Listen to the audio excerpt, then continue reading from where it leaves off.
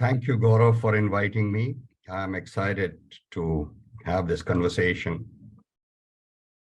Shukran.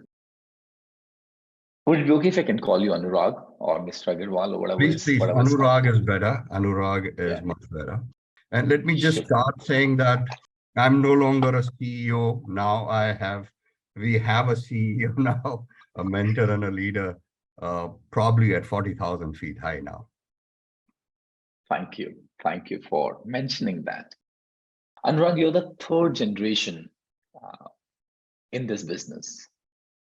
And what do you think? What traits that you have inherited from your ancestors, from your father, from your grandfather, that continue to guide you to run this business so effectively today as well? So traits is what you're saying. This remind me of a conversation I had with my father. It's almost 40 years back when I was just completed my graduation and came back after completing. He asked me, "What do you want to do?" So I said, "I want to assist you." And he said, "I have too many assistants. One more will not help." And okay, then I asked him, "What should I do?" So narrated incident to me, which he and his father had a long time back. We belong to a small city called Saharanpur. And both my father and my grandfather were traveling in that rickshaw, which is pulled by a human being. And incidentally, they were crossing, the ITC factory in Saharanpur. So at that moment, my grandfather asked my father, "What do you want to do in life?" So similar question. Yeah, a similar question. And the And history then, repeated. taken aback by the sudden question, he looked around and he said, "I want to be an owner of a factory like ITC." So my grandfather instantly asked him, "Is that, do you know what do they make?" And he says, "Yes, they make cigarettes." Says, "What cigarette does to the people?" He said, it kept him thinking, saying cigarette harms the people. And he said, "Would you like to be an owner of an institution which harms the people?" And that was a very powerful question which came from a wise man. And he explained that how the life needs to be lived for the benefit. And from that incident, what it told me is that our life should actually add value to the lives of the society, should add value to the lives of other human beings. It should do everything but not do anything which will harm or which will bring misery to the other fellow people, including animals for that matter. Every other living being should get benefited from our existence, is what I could gather from the conversation he had. And that was very, very profound for me. And it was not looking back. Never a second thought came that we should live a life in a different manner than this way. And that stayed with you. It does not appear anything less than a movie script because we have only seen that in movies. But when it's happening to you in front of your eyes, it definitely leaves an impact and which is long lasting. So thank you so much, Anurag. And I know the kind of work that your organization is involved into. In fact, Natural Remedies is India's #1 herbal veterinary healthcare company. And in fact, also made it foray into the world of human health, and their healthcare products offer a perfect recipe for improving the quality of life to its customers. And I'm not surprised by the kind of work that you are involved in and how grounded the goals of this organization is into real purpose and values. Anurag, when one is born with a silver spoon, when one is born in a business family, a lot of things are accessible to him or her for that matter. The accessibility of money, the accessibility of power, the accessibility of resources, the accessibility of influence. Now, what do you think? How has your relationship with money, with power, with influence, with visibility changed in all these years from when you started your journey to where you are today? So, what shifts have you noticed? Very interesting. In fact, if I reflect back and see how the life started. So we came from a small town. The business was small. It wasn't easy. I would say that there was no silver spoon.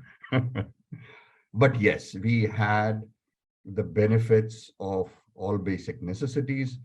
I remember my father used to, drive his cycle to go to Mm, work, where he used to take these jadi booties and get them grinded in a atta uh, chakki place, which we used to hire for a day because we couldn't afford our own, mm. grinding Machines. institutional grinding Yeah. facilities. So those were the days when we started with that activity. So I've seen from the very young age that life was not easy, life Mm, was difficult, and it was competitive. So that's how it appeared to me. But over a period of time, I would say with the grace of the universe, mm, we have been a very blessed family, the things keep improving day by day, and we are here today where we are. And I would say that we are truly blessed. So, what has shifted from then to now is one, that there is a feeling of tremendous blessings from the mm, universe. And there's never a feeling of a shortage. It looks like everything is in abundance. And it's the mindset which we all, which we bring in, which creates the shift between life is difficult and hard to, or probably uh, I've been blessed, I can say that way. So we can all be thriving and growing in spite of competition. Actually, competition is in our brain. And there are so many such thoughts which are going in my head. Probably if the time permits, I'll share yeah. on Yeah. this No. shifting from competition to collaboration. Yeah. You know what I'm also listening is at one point in time when you mentioned that there was a sense of competition, there was a sense of that we may not have enough to where you are today when you're saying that life is a blessing. I'm also listening that how the mindset has shifted from one which is very restricted mindset to a mindset of abundance. From life is competition and run reminds me of Three Idiots movie that run, or somebody's going to trip you over, somebody's going to push you, right? To where you are today when you're saying that we can always collaborate. Recently one of those photographs which is buzzing on internet is Roger Federer's photograph when he just played his last match, and how, right, it's not the competition. The competition is not that we are rivals. Competition could be, we could be best friends and yet compete with each other. Anurag, coming back to the power that I was talking about, it's very easy to get smitten by the lust and the comfort of power and luxury, respectively. So, on one hand, uh, as a business owner, as an entrepreneur, you get a lot of power and you get a lot of comfort as well. That could bring in, I mean, you get a lot of luxury as well. How do you ensure that you stay grounded and yet mobile? Because I've always seen you making sincere efforts, uh, involved, making sure that we provide the best to the organization and to your team. So, how do you ensure to stay grounded and mobile without getting stuck with the light and the glittering charm of this lust? So, honestly, actually, I had a benefit of recognizing that we have as a human being, we are actually in a chakravyu. When I'm saying in a chakravyu, what I Hmm. mean is a space where you are surrounded by challenges. And how I see our lives is that it goes through happy and unhappy moments within a day, throughout the day, and keeps happening again and again. And when I pondered over it as to what is happening and what gives us happiness and what makes us feel unhappy, I could realize that if externally things which I perceive as good happens, I'm happy, I'm elated. And if externally things which to my perception are not good, or if something which I don't want happens, I'm unhappy. Hmm. Irrespective who you are, whether you are rich, whether you're entrepreneur, whether you are a office boy, whether you're a prime minister of a country, whoever you are in that chakravyu of feeling unhappy, happy, feeling unhappy, happy. So what I have realized is that actually it is not in our control. Today we are living a life within a chakravyu because whatever is happening outside is influencing my internal environment as to how am I feeling inside. Until the time that that breaks out, till the time you can disassociate yourself as to whatever happens, good or bad outside, my internal well-being or my feeling good is in my control, I think we are slaves. Now, I Hmm. sincerely felt that. So actually that power and all that money or all that luxury I could afford today never excited me because I gained that realization that, look, even if you have luxury, it is Hmm. outside and it will make you feel if you spend that money, isn't it? So what is inside me? Inside me is dependent upon what is outside. So with that realization, actually, it never really fascinated me. Yeah, yeah, yeah, And yeah, and yeah. I therefore feel very blessed that I don't have to be worried about my basic necessities, my children's, my family's basic necessity. Not that they are dependent on me; they are on their own, very accomplished people. But now I sit back and see what is the purpose of my life. How can I make a difference in the lives of people? Yeah. It reminds me that how money and power could be, I mean, chasing money and power could be like getting into a bottomless pit. There's no end to that. It reminds me of what Jim Carrey said, that I think everyone should get rich and famous and do everything that they ever dreamed of so they can see that it's not the answer. And what I'm listening is how it's a vicious circle, that the more you chase, the more you realize that less you have. And the more you realize that less you have, the chase continues, right? And it's a vicious circle. It's a, as you use the word, happiness and sorrow is dependent on something else. So it's a, affinity and aversion. You get into that space. Anurag, very interestingly, every time when I meet people, be it somebody who's sitting at a C-suite level, somebody who's young in an organization, or somebody who's a chairman or a founder of an organization, I've realized that we all have some or the other pattern, what I call it, the hook, that we get stuck with. And it becomes extremely difficult to break that mindset. Now, the difficult part is unless you break that mindset, we'll never be able to experience growth in true sense. And when I'm saying growth in true sense, I'm talking about, again, fulfillment, commitment, and gratitude in our lives. We'll never be able to experience that. What was that mindset for you that continued to drive your behavior?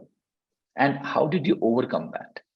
Okay, so reflecting back, not that I'm out of it still, but I still probably have a better awareness of what is happening to Yeah, me, uh, yeah. and there is a better sense of reflecting and checking what is happening inside me with whatever Yeah. is happening outside me. It's like you have learned how to tame that beast. Right, right, right. Yeah. So when the life started and I Hmm. joined the business, and as in all businesses, there are objectives taken for a year, and you start chasing goals, you start chasing targets. And I felt that it's a pressure cooker life. It is a never Hmm. Hmm. ending pressure of targets, achievements, fear of failures. And you go through those ups and downs. When it is achieved, you're on top of everything. When it is not achieved, you're down and out. And you see that happening to every other person around you.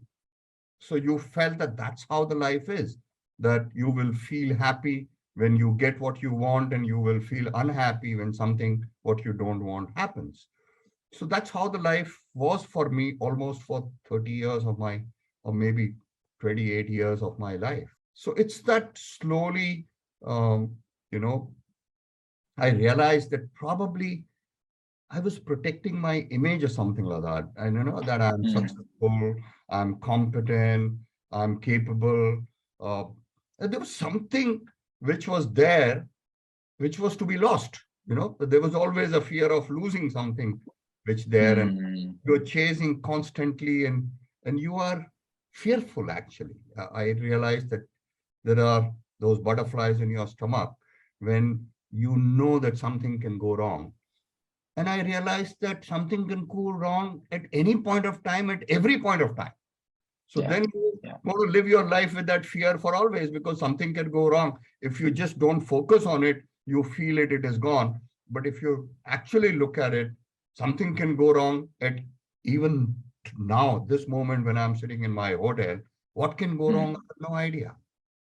So realizing that protecting my image, living with fear, living with pressure, wasn't a joyful experience. It was I'm not sure. fulfilling. It is not joyful. Whatever you achieve in life, but you're still in that chuck. Hmm. Yeah. And cannot be a fulfilling experience because what I'm listening is the moment I'm trying to protect an image for myself, it's like I've already boxed myself. And living in a box, it's absolutely counterintuitive to freedom that we talk about. And freedom is possible only when I'm able to tap into my self expression. And when I'm trying to protect an image, what is getting compromised is self expression, right? When I'm trying to protect myself, protect an image that I've created for myself, I'll never be able to connect with people that I feel like connecting because that does not come in the algorithm of this image. Of course, the connection is getting compromised, and then, of course, contribution is getting compromised. And anytime when one of these three things are getting compromised, you feel suffocated.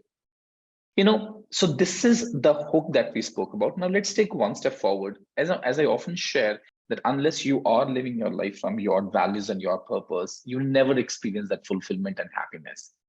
And interestingly, in all our conversations, you have spoken about that, Gaurav, how it's so important for you, for me, to be useful to others, to your team members. And I've seen you investing so much time and energy on your team members.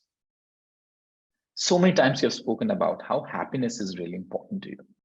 Now, have you experienced a moment in your life where you were going through ups and downs, where life appeared difficult to you, and you chose to live your life from your values of being useful, being of some service, and spreading happiness for self and others?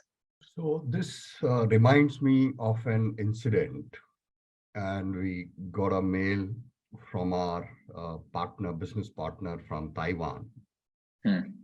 and he narrated a kind of trouble he is in because he recommended a product to a customer, and he had incidentally shared that he wants to basically try out our product in the cows in Taiwan, and this product was meant for poultry. Hmm. So we told him that, look, we have no experience of using this product. Now, logically, if it is good for poultry, it should be good for cattle. But since we don't have any experience, we would not recommend you to basically use till we have experienced it. Give us some time, we'll probably see what we can do and try it out in our own environment. Nevertheless, he chose. He chose to try that product and offer that product to the customer, and he sold that product to the customer. And 3 months later, the customer came back with saying that his milk became bitter. And after a lot of exercise, they realized that this is one substance they have added in their animal feed, which has made the product bitter. So they actually blamed him and us for creating this difficulty for him and his customer. And they put him a demand of $100,000, saying, this is the least I can do for you, because you have ruined my reputation, you have ruined this, you have ruined my name and all that, and I have lost so much of milk, and I have now I have to return this money to my customers, so you please give me this money. And we would have sold some $2,000-3,000 worth of material for him. My distributor would have sold, probably, or business partner would have sold. So, we as a team was very confident, saying, we have already told you not to try, right? And you have chosen to try. But then I reflected and I said, now our partner is in difficulty. Now we can very well wash off our hands from this episode, because you did that. We didn't tell you to do it. But then I realized that this is the testing moment where we call ourselves as partner. I'm choosing the word partner because I don't want to use word distributor. But if you truly believe that you are a partner, then when they are in difficulty, you need to stand by them. Yeah, we'll carry the load together. All said and done, he used your product here. He is not using some other product. So probably it would be more appropriate if he was in difficulty and I didn't want to support him if it was something else, but this is using our product. As a organization, we said, okay, let's share this burden. And when I shared this to my team, first of all, they were shocked, actually. They were feeling that, why are you doing it? It's not needed, because we are not responsible for what has happened. Yeah. So I said, it's not who's responsible. It's about giving the feeling that we are together, or he's alone and he is vulnerable on his own. Beautiful. So we reimbursed that 50% and we shared that burden. Not that we took the whole burden. Yeah. That left him so much in awe of the company, saying, wow, this is an organization which truly believes in partnership. And after that, there's no looking back. There's no negotiation for price ever. Because he believes that we will give him what is due to him, and we will never do anything which is unreasonable to him. So he doesn't need to be negotiating with us. We just need to collaborate. But there's so much of trust now with that one incident that trust is, to me, far greater than $50,000 or whatever it was. Yeah. So the question that we need to ask is, what am I chasing? Am I chasing the money and the profits and the revenue? And there's nothing wrong in chasing that as well. But what am I chasing is credibility, delivering value, excellence. I think that's extremely important, because in our business as well, when people ask me, Gaurav, how do you ensure that you deliver value? And how do you ensure that you are not charging more than what people are charging? I tell them, you know what? I charge more than what most of the coaches charge in the country today. But when people don't see value, I don't charge them even a single penny for all the investment of the time and the energy that we are bringing in. And in fact, there have been instances in the past, 10, 12 years back, when we could not deliver value and we did not charge our client. And above that, we ended up investing 2 more days for the same client. I think every time in these small gestures, when you bring that, it only strengthens your credibility with your partners, as you use the word. So thank you. And Anurag, It's not that you have been like this with your external stakeholders or with your business partners.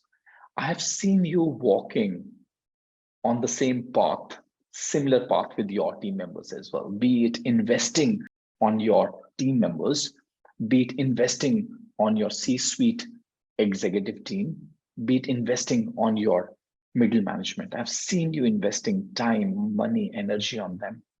What's your motivation behind that? Because most of the companies invest on skill enhancement. Very rare I've come across people who are genuinely invested in their teams. So, I'm reminded of an incident which took place. One of our senior guy, he was in hospital actually, and he got some disease which could take away his life. And he shared from Hyderabad, he said, "Sir, this is what has happened. This is what is diagnosed. And I'm shit scared. I may lose my life. And I don't know what will happen to my wife and my children." And I could feel the deep insecurity which he was experiencing at that moment inside him. And it automatically came out. I didn't even think about it. And I just said that to him. He says, "Reddy, your children will be taken care by me as my own children. Your family will be my family if anything happens to you. So please, now it's time for you to relax and forget this worry which you are carrying. I'm here for you and your family. And let's wish that nothing goes wrong with you and you get over this crisis." And Gaurav, I felt amazing inside me with that conversation with him. And he sent a text to me, how relieved and what difference that conversation made to him at that moment. I can relate to that. And that gave me a feeling. Skill is important for people to perform. Let me take an analogy of a tree. See, skill is like you doing something over the ground of a tree. You do whatever you do, you make them trim, you apply something, you do something. It's all about above the ground. What people are looking at today is support below the ground. You need to nurture their roots. You need to give them that sense that there is somebody who deeply cares for them and they are here not alone in life. And we are there together in this journey. Yes, today he's there in trouble. Tomorrow I can be in trouble. No, my family can be in trouble. Will he stand by me after this incident? Probably yes. He would.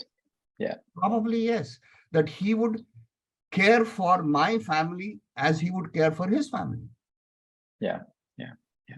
So that's the connect human needs to create with each other. And not just, when you say we care for people, if we give them skill development, it's all above. It's good, nice, but it doesn't connect with the heart actually.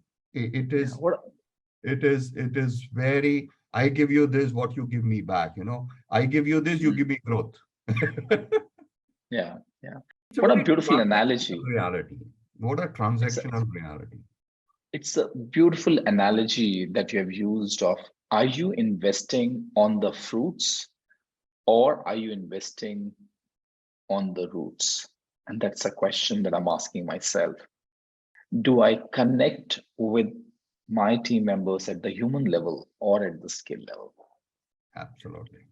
Am I providing them or whatever is being provided to them through me because of what they contribute to the organization. And I'm no way saying that's not important. That's equally important, because at the end of the day, revenue, profits, that's the blood in the organization. And without that, the business might not be able to survive. But the question is, are we keeping the basic values or commitment or team members alive in our journey with them?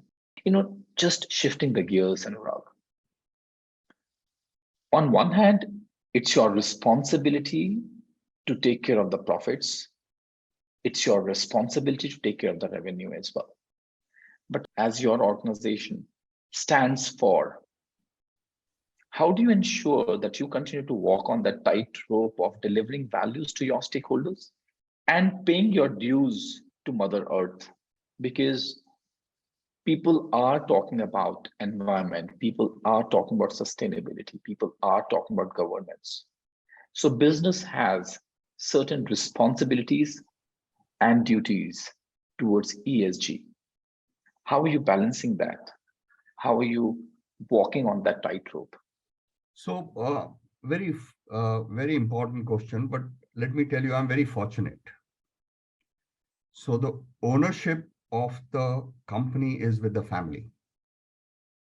And therefore, I don't have, I would say, zero pressure. What we have already created itself is so powerful that the family members don't expect anything more as a shareholders from us. Now they're saying, can we all put together, live a life which is beyond self? So I can share with you some of the things which we do. Like, we have bought a piece of land which was completely barren some time back. It was in 2005 or 6 or somewhere around that value.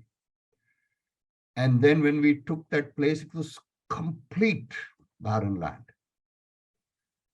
And what we did after taking, we planted, I don't remember exactly, but we just filled that whole 86 acres of place with tree. And now if you come, it's Wow. such a beautiful green area where, you can see the butterflies flying. You could see Wow. so many kinds of life which are thriving in that space.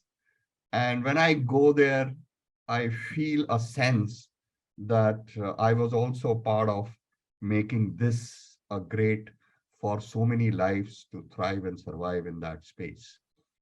And it gives me tremendous satisfaction when I visit the premises every now and then, and gives me a lot of fulfillment. Apart from that, I also recollect when once we introduced a product into the market. And we told our team, we said, look, can we do one thing, that every bottle we sell of this product can we provide a glass of milk to an underprivileged child? Then I was told that over a period of next 3 months, some 40,000 glasses of milk was provided to the children, in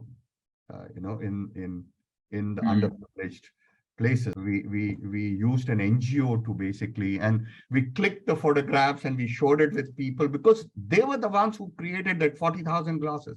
It's not the organization which created, it's the people who are working on the field. When they generated every sale of every bottle, they actually provided a glass of milk to the child, underprivileged child. What a contribution. What a contribution. We also today, contribute to some of this NGOs. There is one Diaghar which takes care of underprivileged children. So we sponsor some education for the children. And there is one very interesting NGO, one of the largest I have come across in the country, and that is Ekal Foundation. If you go onto the website, you would see that. And they are contributing to more than 100,000 schools across the rural India. Wow.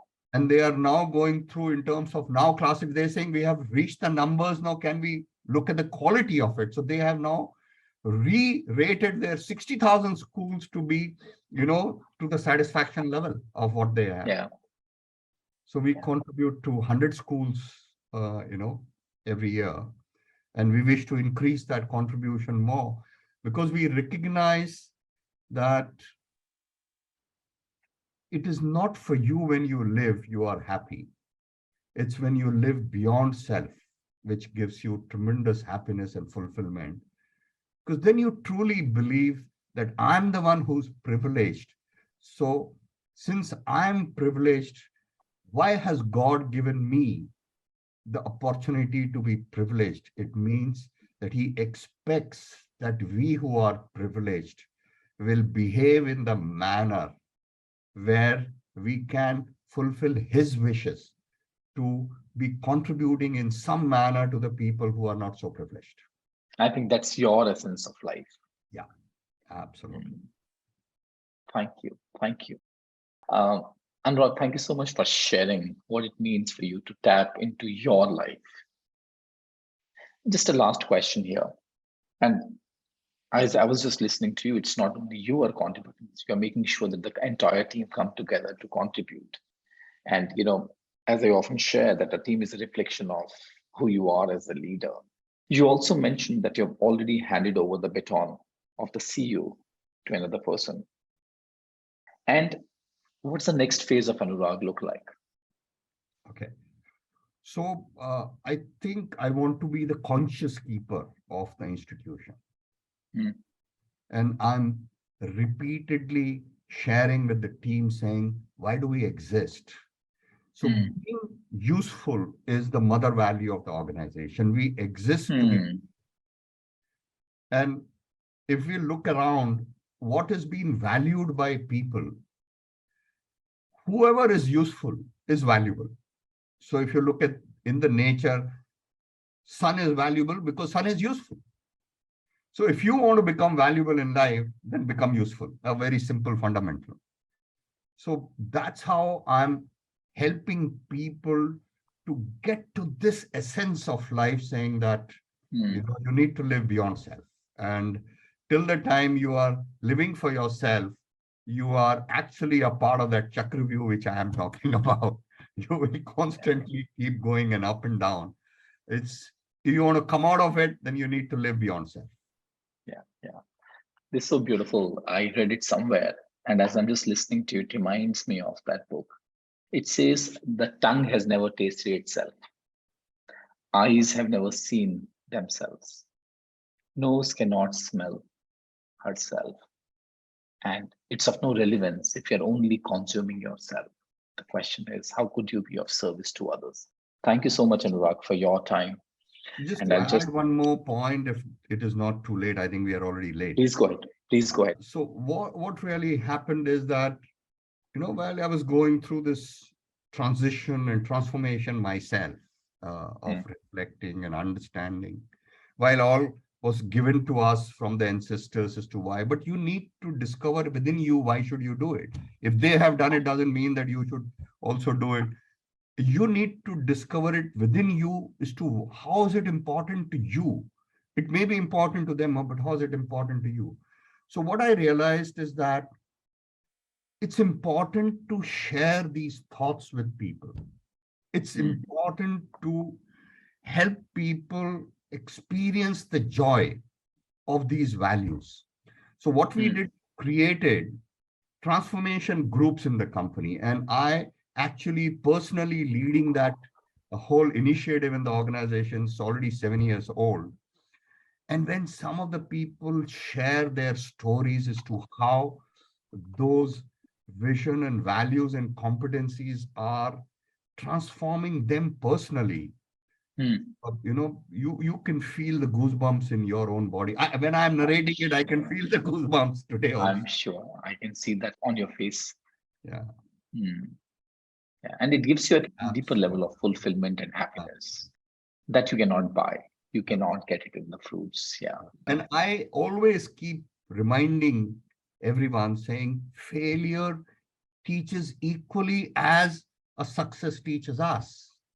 So Rather, by it teaches you no more. means, by no means feel failures is bad for life. Failures, Hmm. in a way, is equally a empowering experience as a success. So when we don't look at failures as something bad, it doesn't give us discomfort, it doesn't bring unhappiness to us. Yeah. Actually, it tells us that there is something to learn and pick up from there, and we'll try again.